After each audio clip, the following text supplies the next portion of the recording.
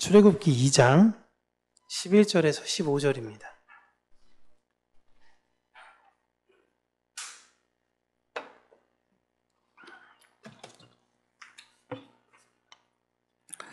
우리 함께 한 목소리로 읽겠습니다. 모세가 장성한 후에 한 번은 자기 형제들에게 나가서 그들이 고되게 노동하는 것을 보더니 어떤 애굽 사람이 한 히브리 사람 곧 자기 형제를 치는 것을 본지라. 좌우를 살펴 사람이 없음을 보고 그 애굽 사람을 쳐 죽여 모래 속에 감추니라. 이튿날 다시 나가니 두 히브리 사람이 서로 싸우는지라. 그 잘못한 사람에게 이르되 내가 어찌하여 동포를 치느냐 하매 그가 이르되 누가 너를 우리를 다스리는 자와 재판관으로 삼았느냐. 내가 애굽 사람을 죽인 것처럼 나도 죽이려느냐. 모세가 두려워하여 이르되 일이 탈로 되었도다. 바로가 이 일을 듣고 모세를 죽이고자 하여 찾는지라. 모세가 바로의 낯을 피하여 미디안 땅에 머물며 하루는 우물 곁에 앉았더라. 아멘. 오늘은 계획의 한계라는 제목으로 하나님의 말씀을 우리 사랑하는 성도님들과 함께 나누도록 하겠습니다. 그 모세라는 분의 인생을 이렇게 보면 120년의 인생을 사셨는데요. 40년을 기준으로 3번씩 나뉘게 됩니다. 첫 번째로서는 애굽에서의 왕자로서 40년의 세월을 보내고요. 두 번째로선 미디안에서 40년 동안 제사장의 사위의 신분으로 보내게 됩니다. 그리고 세 번째로서는 사역자로서 이스라엘을 가나안으로 이끌었던 삶을 살게 되죠. 굉장히 뚜렷하게 40년, 40년, 40년 이렇게 나뉘게 되죠. 모세는 사역하기에 앞서서 왕에 대한 여러 가지 교육들을 40년간 배우고요. 40년간 미디안에서 제사장의 사위로서 제사장에 관련 모든 것들을 배우게 돼서 그 뒤로 비로소 사역을 하게 됩니다. 이게 그의 인생이고 오늘은 이제 애굽에서 미디안으로 넘어가게 된 내용, 왜 넘어가게 되었나라는 것을 우리가 함께 나누도록 할 거예요. 모세는 하트셉수트의 양자인 애굽의 왕족의 신분으로서 애굽의 모든 교육을 받으며 자랐습니다. 애굽의 왕족 교육에 있어서 가장 중요한 학문이 두 가지가 있는데요. 하나는 기하학이고 하나는 수사학이에요. 기하학이라는 것은 수학입니다. 모형에 관련돼서 배우고 입체적으로 지금으로 따지면 삼각함수라든가 좀 고차원적인 수에 관련된 교육을 받았어요. 그 수사학이라는 것은 사람들 앞에서 연설, 어떻게 이야기를 하는 것인가, 그 스피치의 내용, 전달력 이런 것들에 대해서 배우게 됩니다. 이게 두 가지가 가장 기본이에요. 이것은 훗날 모세가 광야에서 이스라엘 백성들을 지도하는데 굉장히 많은 도움을 줍니다. 하나님께서 기하학을 모르는 사람들에게 성막을 이렇게 만들어라 라고 이야기하면 하나도 못 알아들어요. 근데 여기서부터 여기까지는 몇 규빗, 여기서부터 여기까지는 몇 규빗 이야기했을 때 모세는 그것을 단번에 이해하고 알아들을 수 있고 머릿속에서 입체적으로 하나님께서 말씀하신 구조가 어떤 것인지 굉장히 잘 이해할 수 있는 것이 40년간 그 기하학에 대한 공부를 배웠던 사람이기 때문에 그렇습니다. 친어머니인 요게벳으로부터는 하나님의 언약을 동시에 함께 배웠었죠. 그렇게 아브라함에서부터 시작된 이스라엘의 정통성과 자신들은 전에 그냥 이렇게 고된 노역을 했던 사람들이 아니라 애굽의 지도층 가문이었다라는 것을 배웠을 것입니다. 그렇게 모세는요, 이 세상의 학문과 어머니로부터 하나님의 언약을 배우면서 자랐습니다. 놀라운 것은 모세가 친어머니인 요게벳의 영향을 더 많이 받아서 자신의 정체성인 히브리인으로 살려고 애썼다라는 거예요. 어머니가 참 교육을 잘하셨겠죠. 모세가 오늘 같은 이벤트, 이런 큰일이 일어나기 전은 양어머니인 하트셉수트가 애굽의 바로였습니다. 여잔데 애굽의 바로였어요. 가장 강한 권력을 가진 사람이었습니다. 모세는 그 밑에서 얼마든지 편안한 왕족 생활을 할 수도 있었어요. 다만 자신보다 어린 다른 양아들인 애굽의 왕자와의 권력 다툼에 문제가 생길 수도 있었겠죠. 오늘 모세의 문제는 사실 이거였습니다. 이 문제를 모세는 인위적 자신의 여러 가지 방법과 계획으로 해결하려고 했던 것입니다. 이것이 지금 보면 우리는 역사를 다 알고 모세의 인생을 아니까 모세가 이때 이렇게 한 건 실수였네 라고 생각하지만 모세도 자기의 생존과 이스라엘의 번영을 위해서 이러한 일들을 계획하고 준비했던 거예요. 그러니까 우리가 신앙인으로 인생을 살다 보면 훗날 돌이켜보면 내가 그때 그러한 행동, 그러한 판단을 했으면 안 됐겠지만 생각해보면 그때 내가 나를 드러내려고 했던 것이 아니라 하나님을 향한 마음으로 했을 수 있듯이 오늘 모세도 하나님을 향한 마음과 자신의 민족을 향한 마음으로 이러한 계획들을 준비했던 것입니다. 요셉의 가문이 400년간 이어간 것을 자신이 이제 그 영광을 이어가는 사람이 되고 싶다라고 모세는 생각을 했었어요. 이해되시죠? 요셉이 있었던 그 이스라엘, 히브리인들이 편안하게 지냈던 사회 지도층으로 있었던 그 400년의 시기가 얼마 되지 않아서 깨졌는데 이제 이 시기가 다시 되어져서 자기로부터 새로운 요셉의 시기가 되기를 모세는 원했던 것입니다. 그런데 이 계획이 차근차근 준비를 하다가 살인사건의 문제로 발각이 됩니다. 그동안 모세는 아무래도 철저하게 애굽인이며 나는 애굽의 후예로서 애굽을 지향하면서 살아갑니다 라고 흉내를 하고 살았을 거예요.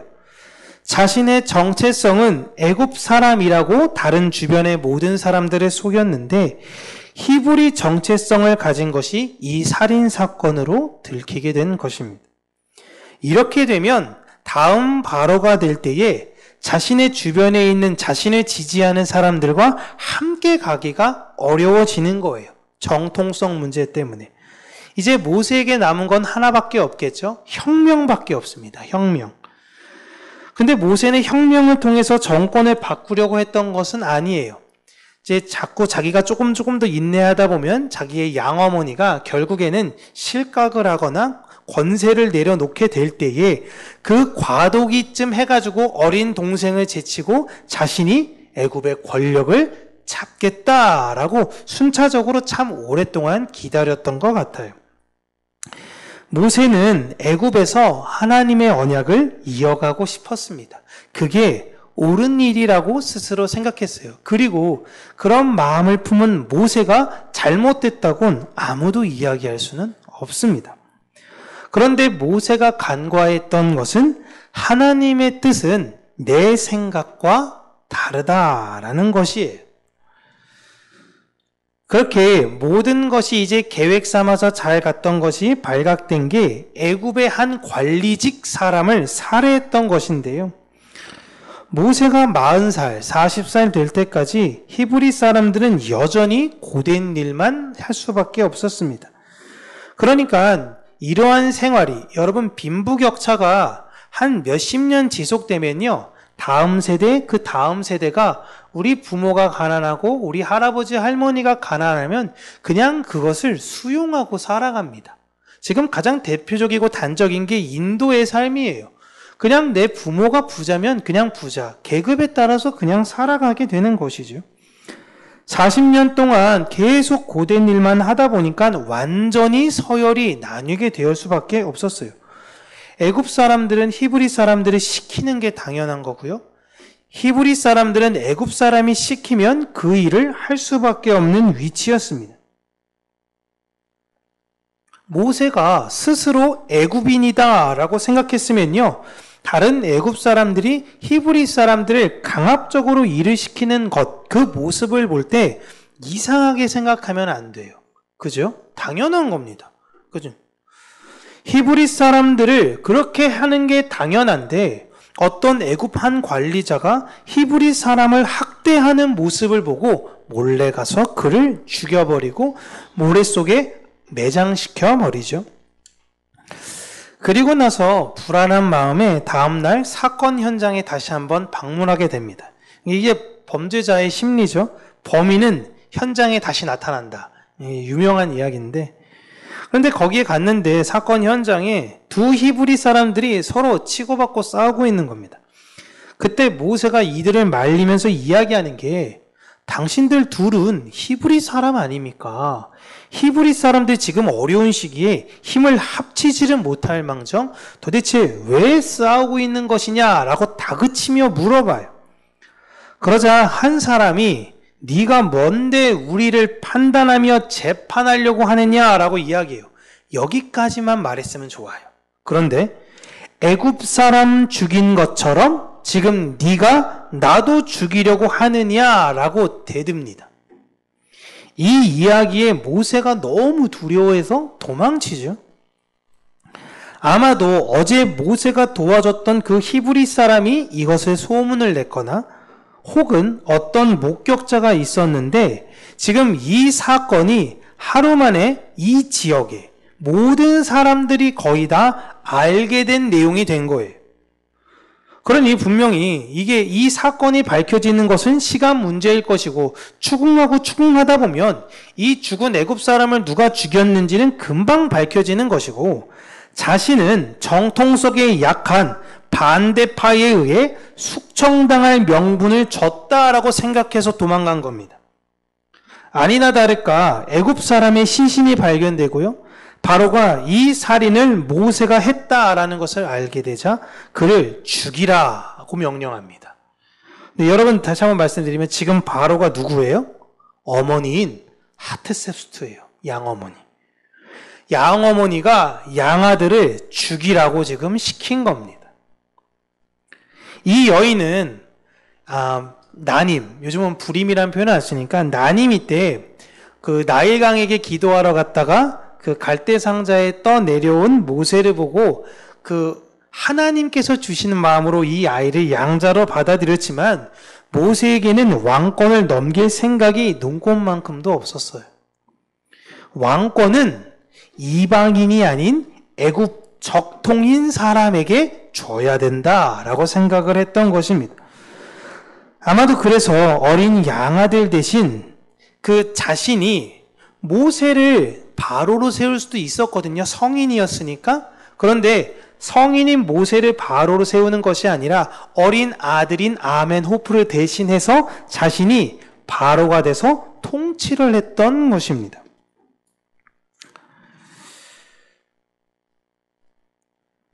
그렇게 통치를 하고 난 이후에 이제 자기가 물러날 때쯤 이제 어린 그 양아들이 크게 되면 이 아멘호프에게 이제는 이 권력을 다 넘겨줘야 될 거다라고 생각했는데 이 모세가 걸리는 거예요. 모세가 오랫동안 왕자로서 그 왕권 안에 있었던 많은 사람들과 친하게 지내면서 여러 권력을 가지게 됐고 그들을 통해서 많은 주를 세웠으니까 혹여 이게 이 둘 간에 분쟁이 생길까 하트세스트는 나름대로 고민을 했었던 거죠. 고민을 했는데 모세를 제거할 수 있는 명분이 이제 생긴 겁니다. 모세는 히브리 사람들과 함께 애굽의 정권을 바꾸려고 했던 이 애굽을 히브리 사람들의 다시금 나라로 만들려고 했던 계획이 들통이 나자 미디안으로 도주를 했고 이제 바로는 더 이상 모세를 추격하지는 않아요. 그렇게 모세의 또 다른 40년의 생활을 하게 되는 이제 미디안의 장소에 모세가 다다르게 됩니다.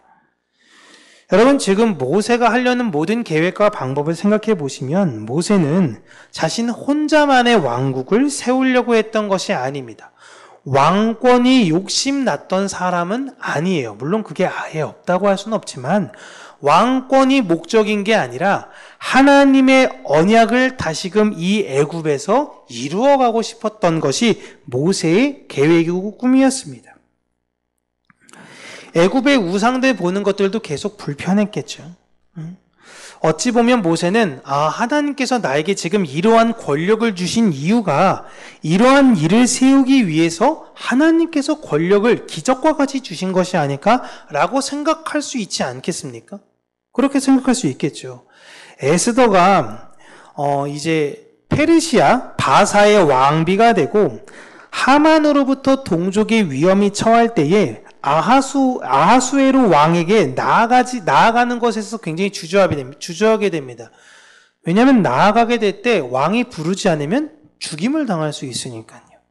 그러니까 그 모습을 계속 보고 있어서 짜증났던 모르드게가 네가 지금 왕비가 된 것이 이때를 위함이 아니겠느냐라며 설득을 해요. 그리고 그 설득을 에스더가 받아들이고 죽으면 죽으리라 하고 금식하고 나아갑니다. 지금 모세도 모르드게와 에스더와 같은 마음으로 자신이 이 정권을 교체하고 하나님 백성들이 다시금 요셉의 때와 같이 애굽에서 하나님께 예배를 드리며 살게 하고 싶었던 것이었습니다. 그런데 이런 마음이 너무 기특한 거 아닌가요? 그런데 하나님의 뜻은 그게 아니라는 거예요. 우리는 간혹 어떤 사람들의 간증적인 이야기를 들을 때가 있습니다. 그리고 그 사람의 이야기를 들었을 때 그 간증의 역사가 내 삶에도 일어나기를 바라는 분들이 있어요. 와, 하나님한테 저렇게 열심 충성 봉사했는데 하나님께서 이렇게 좋은 일들을 그 가정 가운데 허락하셨다고? 그러면 나도 그렇게 열심히 충성 봉사 열심히 하면 하나님께서도 우리 가정 가운데 이런 일들을 주시지 않을까라는 기대감으로 하시는 분들이 있습니다. 물론 비슷한 결과가 나올 수도 있어요. 그러나 대부분은 그 결과값이 달라요. 이분대로 했더니 그렇게 되더라라는 것은 여러분 거의 없습니다. 여러분은 여러분을 향한 하나님의 꿈과 계획이 따로 다 예비되어져 있는 거예요. 모세가 사람을 죽인 행위, 자신의 민족을 위해서 사람을 죽인 행위가 옳다 그르다 이런 이야기가 사실 오늘 본문에선 중요한 내용은 아닙니다. 애굽의 왕자 신분으로 여러분 한 사람쯤 죽였다고 해서 왕자를 죽이는 그 왕조는 없어요. 여러분 우리나라 조선 왕조 보실 때도 왕자들이 때때로는 시녀를 죽이기도 합니다. 그 안에 있는 사람들 죽일 수도 있어요. 근데 죽였다고 해서 갑자기 왕이 저 왕자를 죽여라 이런 경우는 없습니다.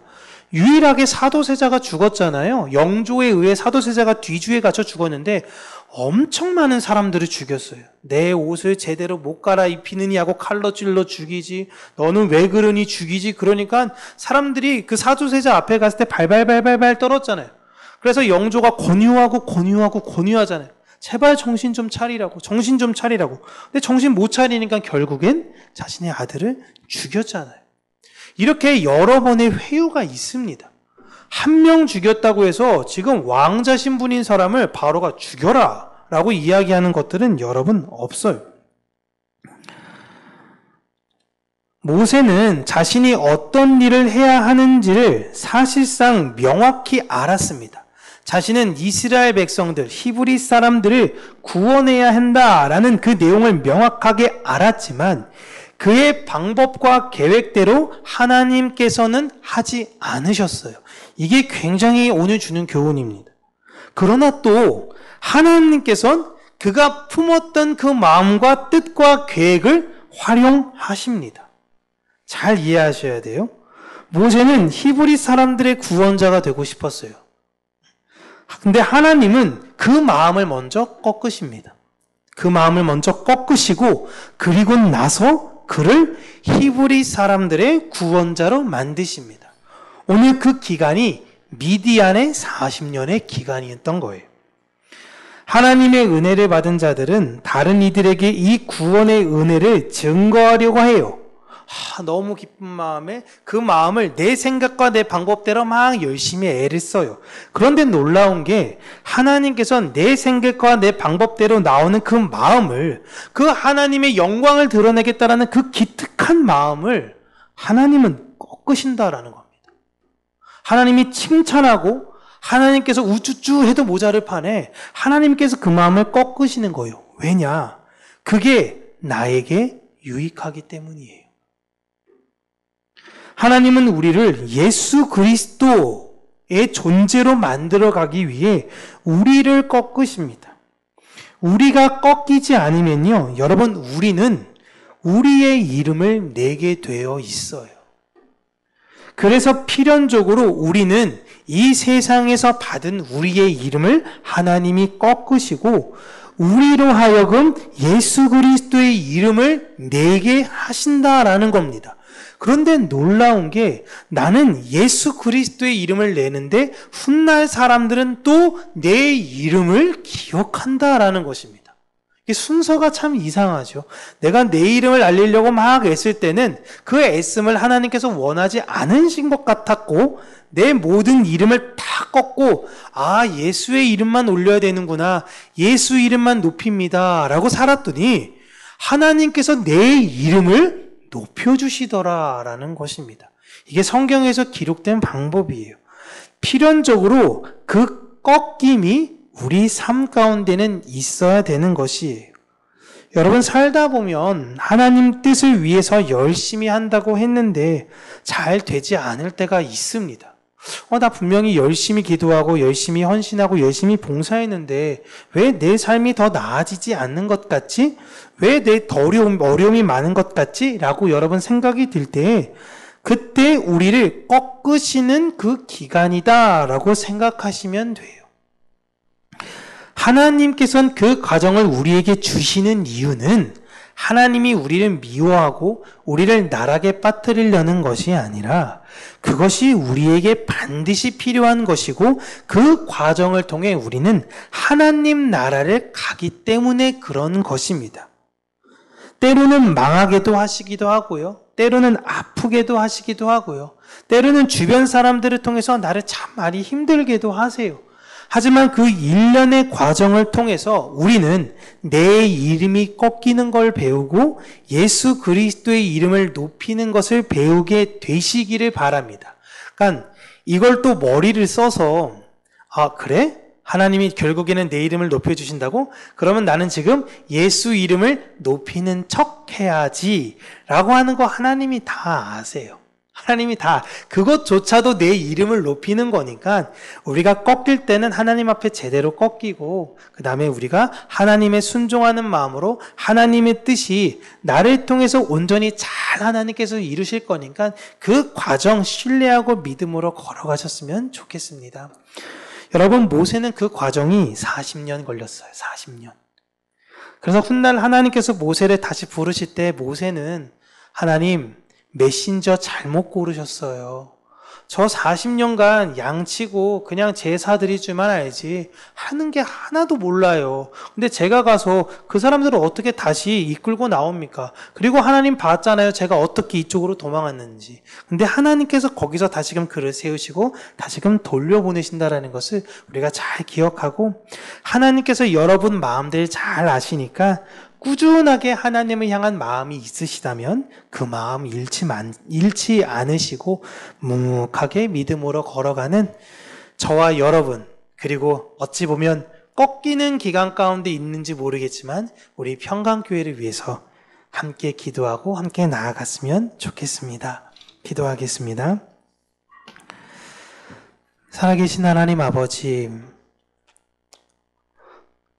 우리가 우리의 방법과 우리의 생각과 우리의 뜻대로 이렇게 하면 더 나은 것이 있지 않을까라는 그런 선한 마음과 동기로 하지만 때때로는 아무것도 이루어지는 것도 없고 오히려 더 되어지지 않는 것, 그런 낭만과 같은 상황을 우리가 마주할 때가 많이 있을 때에 하나님, 우리가 하나님의 뜻을 전적으로 신뢰하며 그 상황과 환경 가운데서 실망하지 아니하고 하나님을 붙들 수 있는 그 믿음을 주시기를 간절히 간구하고 소원합니다. 어느 곳과 어느 환경에 있든지 하나님을 온전히 바라보는 우리 성도님들이 될 수 있도록 그 마음과 그 시야를 허락하여 주시고 하나님을 향한 그 믿음으로 말미암아 굳건하게 서서 하나님을 증거하며 하나님의 뜻대로 살아가는 것이 무엇인가 삶 가운데 배워가는 우리 모든 성도님들이 될 수 있도록 은혜 허락하여 주시고 그 길을 걷는 것 가운데 용기 허락하여 주시옵소서. 예수님 이름으로 기도합니다. 아멘.